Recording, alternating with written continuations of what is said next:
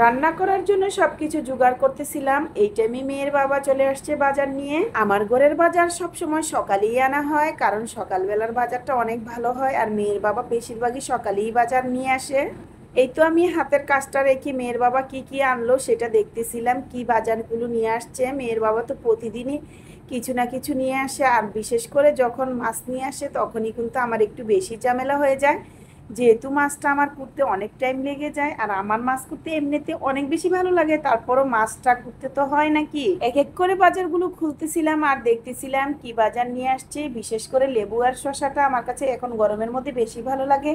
এই তো মাছ কিন্তু নিয়ে আসবে, আমি জানি একটা না একটা মাছ নিয়ে আসবে, আজকেও নিয়ে আসছে। সকালবেলা টাটকা মাছগুলো আমার কাছে অনেক বেশি ভালো লাগে। এই মাছগুলো যখন ভাজা করা হয় না, ছোট ছোট জাটকা মাছগুলো আমার কাছে এমনিতে অনেক বেশি মজা লাগে।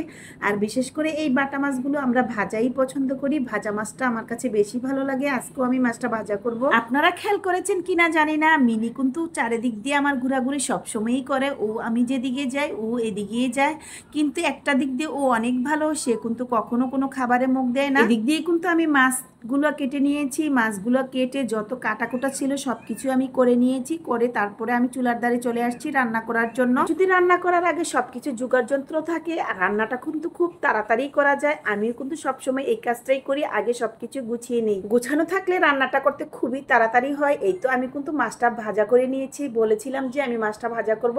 আর এরকম গরম ভাত দিয়ে মাছ ভাজা খেতে আমার ভীষণ ভালো লাগে। এখন অনেকেই বলবে আপনার সবকিছুই ভালো লাগে, আসলে রুচি যদি ভালো থাকে সবকিছুই ভালো লাগে। আলহামদুলিল্লাহ আমার খেতে এমনিতেই ভালো লাগে। এদিক দিয়ে একটু আমি লম্বা সেমাই রান্না করব, তার জন্য সেমাইটা ভেজে নিচ্ছি। আর এই সেমাইটা একটু হালকা ভেজে নিলে খেতে বেশি ভালো লাগে।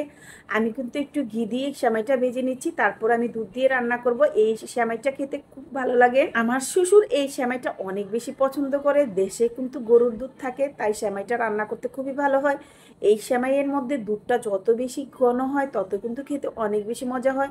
আর ঢাকা শহরের দুধগুলো কিন্তু ঘন হয় না, একদম পাতলা। আমি কিন্তু গাভীর দুধই এনেছি, তারপর দুধটা কেন জানি পাতলা মনে হচ্ছে, তাই আমি একটু গুঁড়ো দুধ দিয়ে দিচ্ছি ঘন হওয়ার জন্য। একটা কথা বলি, এই সেমাইটা আমি জানি না কারা কারা খান, তবে এই সেমাইটা একবার রান্না করে খেয়ে দেখবেন, খেতে অনেক বেশি মজা লাগে। আমার বিশেষ করে সেমাইয়ের মধ্যে এই সেমাইটাই বেশি ভালো লাগে।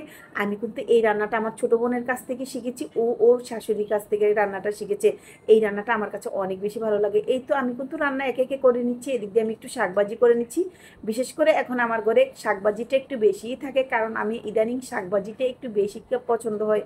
এদিক দিয়ে একটু আমি মুরগির মাংস রান্না করে নিব। আজকে মুরগির মাংসটা আমি হাতে মেখে রান্না করব। আমি সব সময় একরকম রান্না কখনোই খাই না, আমি এক একবার এক এক রকম করে ট্রাই করি, আর এক এক রকম করে ট্রাই করে আমি রান্না করি, কারণ আমার কাছে ভালো লাগে। আমি যখন মুরগির মাংসটা রান্না করি হাতে মেখে, তখন কিন্তু মেখে অনেকক্ষণ রেখে দিই, আধা ঘন্টার মতো, তারপরে আমি রান্না করি। এদিক দিয়ে আমি একটু আলু ভাজি করবো, তার জন্য আলু ভাজিটা চুলায় বসিয়ে দিয়েছি। আলু ভাজিটাও প্রায় হয়ে গেছে। আলহামদুলিল্লাহ আমার কিন্তু প্রায় রান্নাটা শেষ। এই তো দেখেন আমি কিন্তু মুরগি তরকারিও রান্না করে ফেলেছি। এদিক দিয়ে যত আইটেম ছিল সবগুলোই রান্না করে ফেলেছি। ঘরে গিয়ে দেখি আমার মেয়ে মিনির সাথে খেলা করতেছে। দেখেন মিনি আর আমার মেয়ে কতটা দুষ্টুমি করতেছে।